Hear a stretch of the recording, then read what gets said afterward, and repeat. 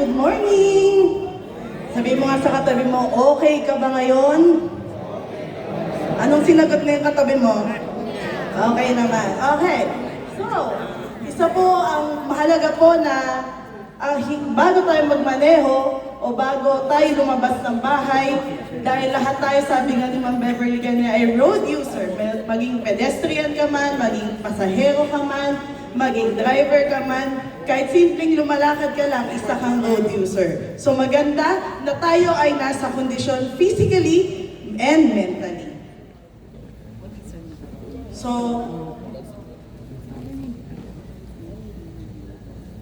So how to not crash? Maayos ang kondisyon. Sabihin mo nga katabi mo ulit, maayos ba kondisyon mo ngayon? Bigyan mo tissue, baka biglang umiyak. Baka may pinagdadaanan. Okay. Road crashes are highly preventable. Ito po ay madaling maiwasan. Hindi po ito biglang galing lang ng natural disasters. Ito po ay maiiwasan. So, according sa World Health Organization, in-identify nila yung mga factors for road crash.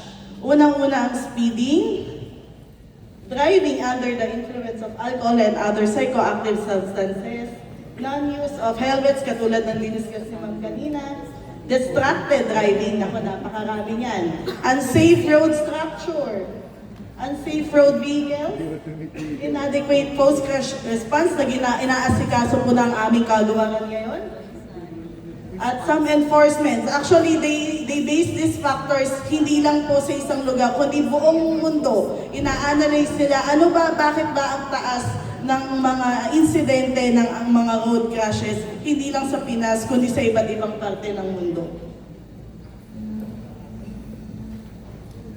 So mahalaga po that you prepare yourself prior to driving, physically and mentally.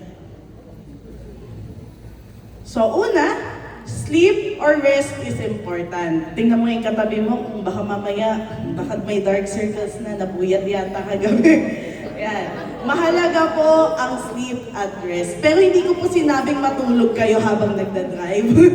Pwede pong tumabi habang kayo yung nakakaranas ng antok. Bago mag-drive, kung galing trabaho, magpahinga ng konti. Make sure you have enough rest and sleep. Ang pahinga po o ang pagtulog ay isa pong mekanismo ng katawan upang mabawi lahat ng stresses na nangyari sa kanya sa buong maghapon. So mahalaga po ang pagtulog, pero hindi ko po sinasabing matulog maghapon. Ayan. Next. Take time to rest and sleep bago po kayo magbiyahe. Kasi I think karamihan po yata sa iba ay pahinga lang 5 minutes, magdadrive na ako. So make sure, take time to have your proper rest and sleep. Sa isang study po, I think this is early 2005, 2007, na kinompare po nila yung mga nagdadrive na gising more than 20 hours compared dun sa nakainom ng alak. At ang resulta, parehas po.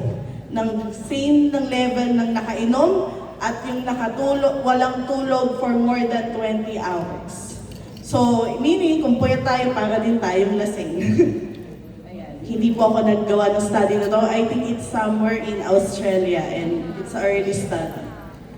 That's why yung iba pong bansa naghihigpit na pag nalaman nila under investigation na walang kang tulog for more than 24 hours, they are having a law against that. Next is wag kayong iinom ng alcohol o anumang substance bago kayo mag-drive. So, do not drive if you're under influence sa alcohol pag galing party, lalo na magpa-Father's Day bukas, maraming magsa-celebrate. Mga tatay, kung kayo magdadrive para sa inyong pamamasyal, wag muna po kayong uminom. At may mga gamot din po na ang side effect ay ang antok, katulad ng mga kung may antihistamines, mga anti-allergy. Please consider delay driving o i-delay nyo muna bago kayo mag-drive or ask someone to drive on behalf of you. Also, Also, avoid distractions. Nako, ito yung madalas kong nakikita. May time na nag-aangkas, hi, joyride friends, huwag niyo po, i-book niyo pa rin ako ha.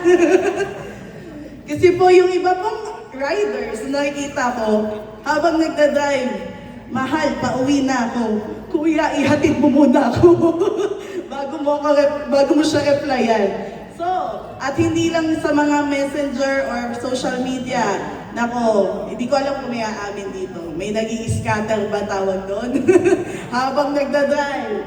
Ako po, wag iwasan po ang distraction.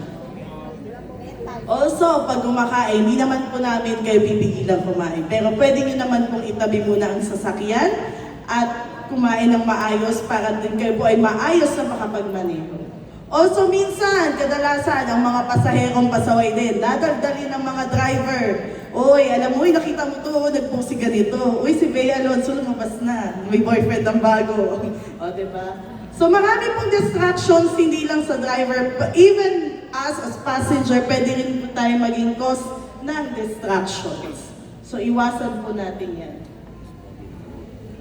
Also, always have to have time, magkaroon kayo ng medical check-up. Nandiyan po ang ating mga booths, samantalahin niyo po mamaya. Kung naalala niyo po, ang isang sikat na news anchor ay si Arnold Cavio, habang siya'y nagda-drive, inatake siya ng stroke. So, buti na lang na itabi niya yung sasakyan. That's why it's very important to have your health checked. So, ano ba yung mga conditions na pwedeng ma-apekto sa pagdadrive? Yan, katulad stroke. Yung stroke po, hindi po yan nakaschedule. Naabo kasi stroke ka. Pwedeng mangyari ngayon nakaupo kayo, pwedeng na habang naglalakad lang kayo, any time of the day, pwedeng mangyari. Heart conditions. I have a friend, habang nagdadrive, inatake. So, other neurologic disorders, hindi mga nagsisseizure, mga may epilepsy conditions, as much as possible, kung kaya, magpa-drive na lang sa iba. And mental health wellness. So, marami pong mga sakit na, may mga, sa TV ko lang ata nakikita, no, yung mga umiiyak sa kalsada. Nagiging blurry yung vision and, alam nyo na, the usual K-drama. So, again, you should always check your health condition.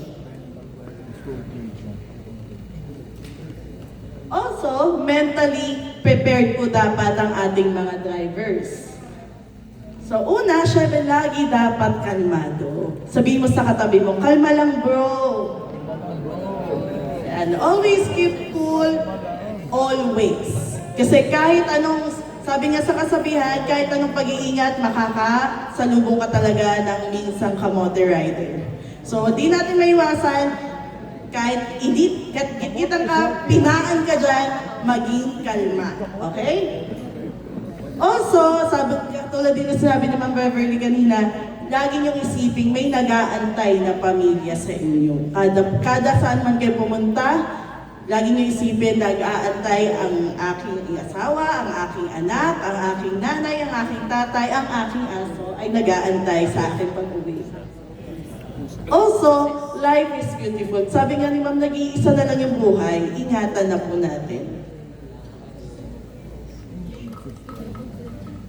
So, whatever kind of driver you are, I think isang motorcycle, a four-wheel driver, a pedestrian, or road user, isang mahalagang paghahanda bago bumiyahe ay ang magdasal. Lagi pong mahalaga po na may tayong pag-iingat ng kapangyarihan ng Panginoon. And I think that's my last slide. Maraming salamat po.